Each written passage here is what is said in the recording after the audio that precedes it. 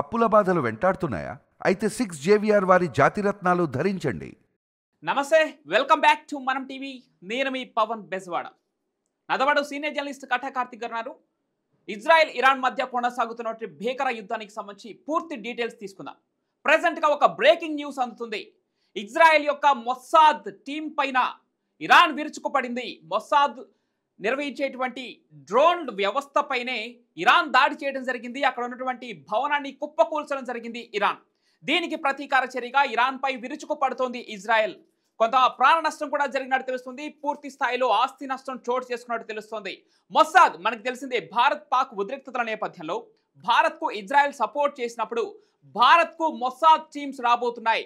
Mossad సహకరించబోతోంది. Israel యొక్క ఈ secret team ఏదైతే ఉంటుందో మొస్సాద్ అనే సంస్థ, అది భారత్కు రాబోతున్నట్టు మనం అనేక వార్తలు విన్నాం. మనం టీవీలో కూడా దానికి సంబంధించి స్పెషల్ వీడియోస్ కూడా మనం చేయడం జరిగింది. ఇప్పుడు ఆ మొస్సాద్కి సంబంధించినటువంటి ఒక డ్రోన్ వ్యవస్థ పైనే ఇరాన్ దాడి చేయడం జరిగింది. దాన్ని కుప్పకూల్చడం జరిగింది. దీనిపైన ఇజ్రాయెల్ ఇంకా స్పందించలేదు, కానీ ప్రతీకార దాడులు మాత్రం కొనసాగిస్తుంది. దీనికి సంబంధించి పూర్తి డీటెయిల్స్ తెలుసుకుందాం. ఎస్ కార్తిక్ అన్న, మొస్సాద్ టీంకి సంబంధించినటువంటి డ్రోన్ వ్యవస్థ పైనే ఇరాన్ దాడి చేసింది. మనం చూసాం, ఇజ్రాయెల్ ప్రధాని బెంజమిన్ నెతన్యాహు ఇరాన్ యొక్క ఇబ్రహీం రైజిన్ అతన్ని అంతం చేసిన తర్వాత మాత్రమే ఈ యుద్ధం ముగుస్తుందని ఆయన ఒక ప్రకటన చేసిన నేపథ్యంలో ఇప్పుడు మొస్సాద్ టీం పైన ఇరాన్ విరుచుకుపడింది. ఎలా చూడాలన్న దీన్ని, ఏ విధంగా పోతుంది? ఈ మధ్య పాశ్చాత్య దేశం అక్కడ యుద్ధ వాతావరణం కనిపిస్తుంది. ఇది మూడవ ప్రపంచ యుద్ధంగా మారబోతుందా అంటానికి సంకేతాలు స్పష్టంగా కనిపిస్తున్నాయి. సో ఎలా చూడాలి? వాస్తవానికి ఏంటంటే ఇరాన్ ఇజ్రాయెల్ మధ్య సాగుతున్న యుద్ధం భీకరమైనటువంటి పరిస్థితిలో ఉంది. అవును, ఇప్పుడు నువ్వు చెప్తున్నటువంటి బ్రేకింగ్ ఏదైతే ఉందో, మొస్సాద్ అనేది అతిపెద్ద గూఢచార వ్యవస్థ. ఇజ్రాయెల్కున్న చాలా బలం అది. యాక్చువల్గా ఆ గూఢచార వ్యవస్థ టీం దగ్గరికి వెళ్ళి, సీక్రెట్ టీం దగ్గరికి వచ్చి వాళ్ళ డ్రోన్ల వ్యవస్థ మీదే దాడి చేయటం అనేటువంటిది ఇరాన్ సాధించినటువంటి ఒక బిగ్ బిగ్ ఘనతే వాళ్ళకి. ఒక రకంగా చెప్పాలంటే ఇరాన్ ఇది ఇజ్రాయెల్ ముందు నిలవగలిగిద్దని ఎవరు అనుకోరు జనాలు. అంటే ఈ యుద్ధంలో ఒక మెట్టు పైకి ఎక్కారు అనుకోవచ్చు వాళ్ళు. అంటే వాళ్ళ ఈ స్టెప్ లో చూస్తున్నాం. ఏ స్టెప్ కా స్టెప్ గా చూడాలి. మరి దీనికి ప్రతిగా ఇజ్రాయెల్ ఎలాంటి దాడి చేస్తారని కూడా చూడాలి. ఒక పక్క ఇరాన్ చాలా నిజానికి పెద్ద ఎత్తున నష్టపోతా ఉంది. ఇరాన్ అస్తిత్వ పోరాటం చేస్తా ఉంది. అంటే ఇరాన్ ప్రెసిడెంట్ ని అంతమొందిస్తాను అని చెప్పేసి ఇజ్రాయెల్ ప్రెసిడెంట్ ప్రకటించిన తర్వాత ఇప్పుడు ఇరాన్ ఇక చావు బతుకుల పోరాటంలోకి వెళ్ళిపోయింది. ఇప్పుడు చావా రేవా అంటే నా దేశం మిగలదు, నా దేశ ప్రెసిడెంట్ మిగలడు, నా దేశం అనేది కనపడకుండా వెళ్ళిపోతుంది, నా దేశం ఇజ్రాయెల్ చేతిలోకి వెళ్ళిపోతుంది అనుకున్న పరిస్థితిలో ఒక తెగింపుకి వెళ్ళిన పోరాటం ఇరాన్ వైపు నుంచి జరుగుతూ ఉంది. ఇజ్రాయెల్ ఏంది, వాళ్ళు అణ్వాయుధాలు తయారు చేస్తున్నారు, వాళ్ళు టెర్రరిజాన్ని ప్రోత్సహిస్తున్నారు, టెర్రరిస్ట్ ఆర్గనైజేషన్స్ నడుస్తూ ఉన్నాయి, అణ్వాయుధాలు నడుస్తున్నాయి. నా చుట్టూ నా సరిహద్దుల్లో కనుక అణ్వాయుధాలు కనుక వస్తే రేపు నాకు ప్రమాదం. నాకు మంచికి చెడుకి విచక్షణ ఉంది, అణ్వాయుధాలు ఎలా వాడాలి. కానీ ఆ టెర్రరిస్టు చేతుల్లోకి అణ్వాయుధాలు పోతే వాళ్ళకి మంచికి చెడుకి విచక్షణ తర్వాత తీసుకొచ్చి నా మీద వేస్తారు. కాబట్టి నాకు తప్పని యుద్ధం అని ఇజ్రాయెల్ చెప్తాను. ఇప్పుడు ఎలా ఉంటుందంటే పవన్, ఎవరి పాయింట్ ఆఫ్ వ్యూ వాళ్ళకు ఉంటుంది. జియో పాలిటిక్స్ లో ఏ దేశం వైపు నుంచి ఆ దేశం చూస్తుంది. దేన్ని కాదనలేని పరిస్థితి, ఎవరి వైపుని కాదనలేని పరిస్థితి. ఇప్పుడు రష్యా ఉక్రెయిన్ యుద్ధం చూడు. ఉక్రెయిన్ అంటది నా రక్షణ కోసం నేను నాటోలో చేరతానంటది. నీ రక్షణ కోసం నువ్వు నాటోలో చేరి నా సరిహద్దులో తీసుకొచ్చి నా శత్రువుని పెడతానని నేను ఒప్పుకున్నాను రష్యా అంటది. అవును, అంటే ఇక్కడ ఎవరు పాయింట్ ఆఫ్ వ్యూ, మరి ఉక్రెయిన్ నాటోలో చేరటం వాళ్ళ సొంత దేశం, వాళ్ళ అధికారం కదా, వాళ్ళ ఇష్టం కదా అనేది ఒక పాయింట్ ఆఫ్ వ్యూ. మరి రష్యా సరిహద్దుల్లోకి తీసుకొచ్చేసి రష్యాను వ్యతిరేకించే శత్రువులను తీసుకొచ్చి సైన్యాన్ని తీసుకొచ్చి రష్యా సరిహద్దులో పెడితే రష్యా ఎందుకు ఒప్పుకుంటది అనేది రష్యా వైపు నుంచి చూసినప్పుడు పాయింట్ ఆఫ్ వ్యూ.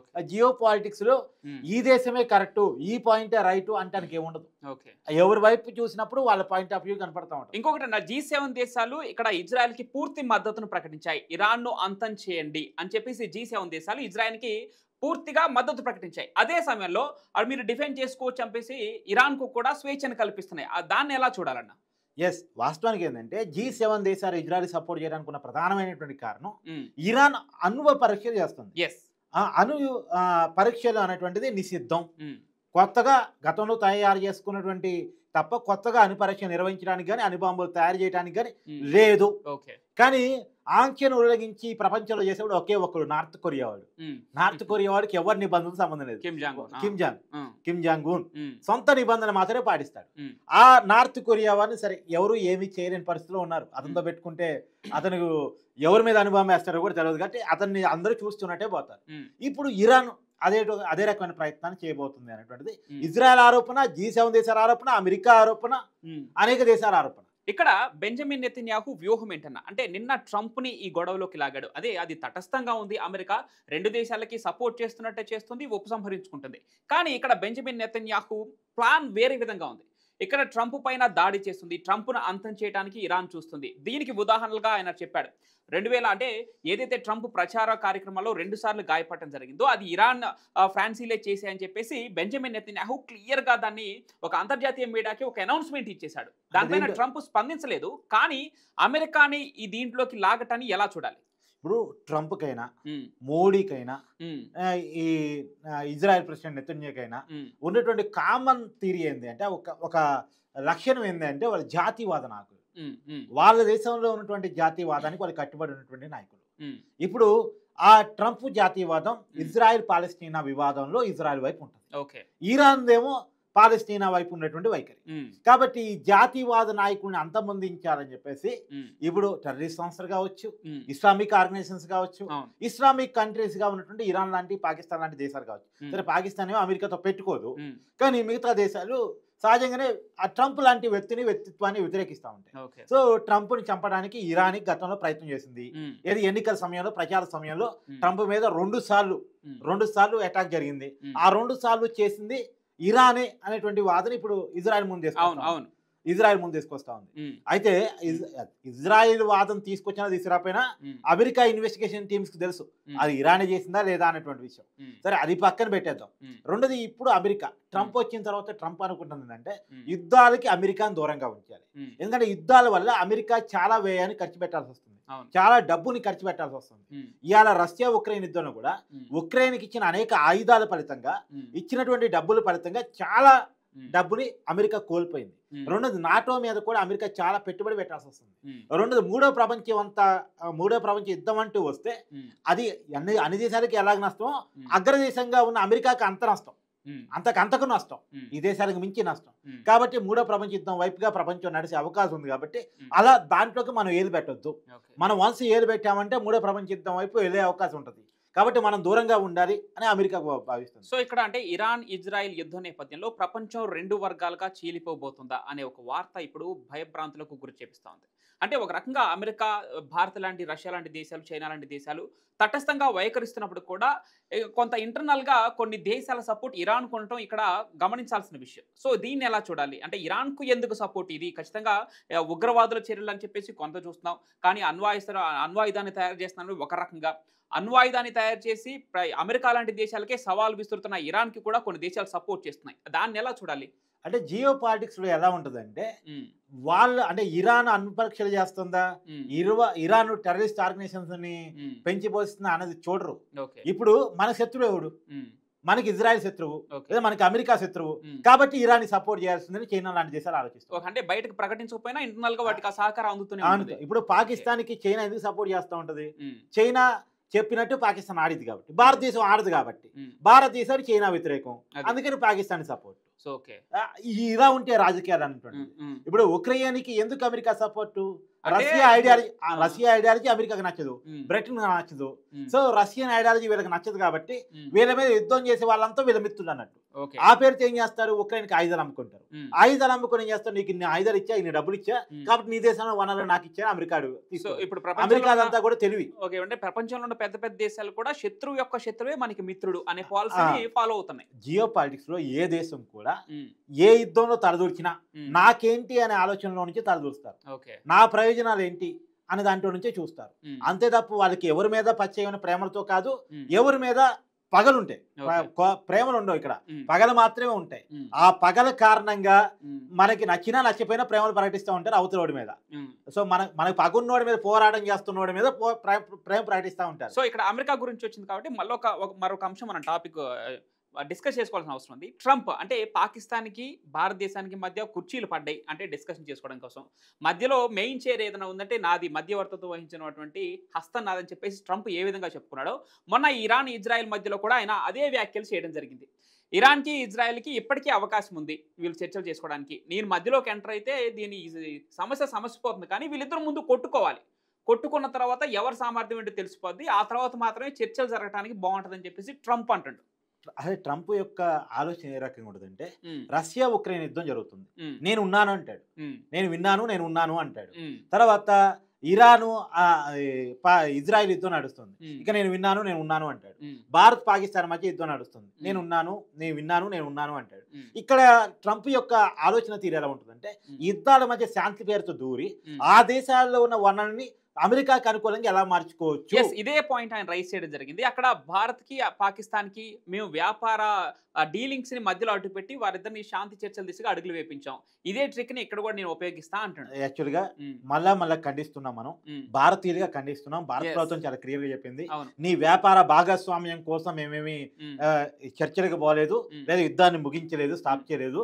మేము కేవలం పాకిస్తాన్ మా కాళ్ళ కూర్చుంది కాబట్టి, కాళ్ళ బేరానికి వచ్చింది కాబట్టి, మోకాళ్ళ మీద కూర్చొని అడిగింది కాబట్టి మేము యుద్ధాన్ని స్టాప్ చేసింది తప్ప ట్రంప్ చెప్పాడను వ్యాపార లావాదేవీల అవసరాల కోసం మేమేమి యుద్ధాన్ని స్టాప్ చేయలేదు అనేది చాలా క్లియర్ గా మన విదేశాంగ శాఖ మంత్రి జయశంకర్ క్లియర్ గా చెప్పడం జరిగింది. ఇక్కడ మూడో దేశం యొక్క లేదు అంటే మూడో దేశం యొక్క మధ్యవర్తిత్వం భారత్ పాకిస్తాన్ మధ్య లేదు, కేవలం భారత్ పాకిస్తాన్ కాళ్ళ బేరానికి వచ్చింది కాబట్టి మాత్రమే భారత్. నిజానికి అక్కడ జరిగింది ఏంటంటే పవన్, పాకిస్తాన్ 3 రోజులకే చేతులెత్తేసి యుద్ధం చేయలేని పరిస్థితుల్లో మళ్ళీ శరణ్ వేడుకుంది.